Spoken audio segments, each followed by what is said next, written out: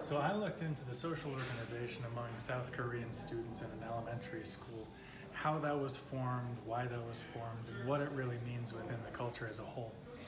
And the thing that I found as the strongest correlation between these groups' formation and alteration over time was the games they would play. There were a couple different kinds of games they would play, but the most common was called dakji. It was a skill-based competitive game where they would try to flip each other's weighted papers. And if you flipped your opponent's paper, then you got it, and if they flipped yours, they got yours. They would have stacks of 5 and just go until you run out. That game was played in the majority of the friend groups, and I found that within the friend groups there was hierarchy that was correlated with their skill in dakji. Those who were at the head of this friend group were always the best at dakji. They would very rarely lose. And I thought, well, there's correlation, can I get causation?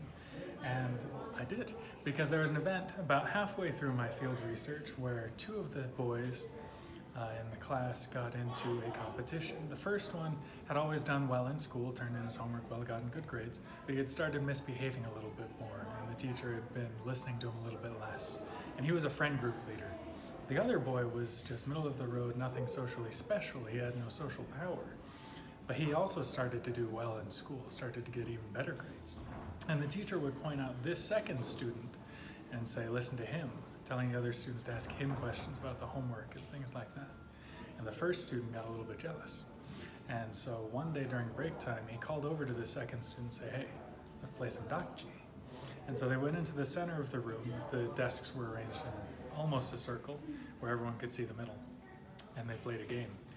Now, the first student had a very good track record of winning dakji, so he was very confident going in. But in this game, he lost by a lot, a very large margin. And the second student, even though the teacher had been trying to get other students to listen to him, to give him some respect, ask him questions, they never had until this game. After this game, the students would ask him what game they should play during break. The students would ask him what song they should sing during song time. And so this game had a real impact on the social friend groups. He actually had a friend group form around him with him as the lead because of this single game. And I started to ask, well, what about the other games in the classroom? What do they mean? What do they do? And I found that they have different roles based on what the games are based on. That was a game of skill, a competitive game of skill, dakji.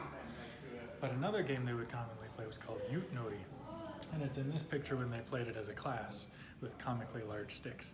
But you would throw the sticks, depending on what comes up, you would move a certain number of spaces, completely luck-based. And this game wasn't played just within friend groups, it was played between friend groups all the time. And I thought, well, why is this one between friend groups and dakji is almost always within friend groups? And it came to me, it's because they have different outcomes. Dakji, because it's skill, it reflects on the players. This game of luck, Yutnori, doesn't.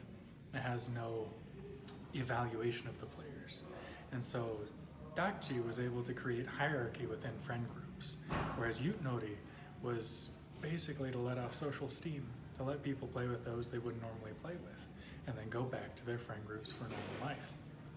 And I found that this mirrors a lot of the important values in South Korean culture, like egalitarianism and a respect for hierarchy. And that can be really strongly seen in Suning, the college entrance exam, where it really only tests the ability of a student to take the test. It doesn't actually say anything about their abilities, their skills, or their education.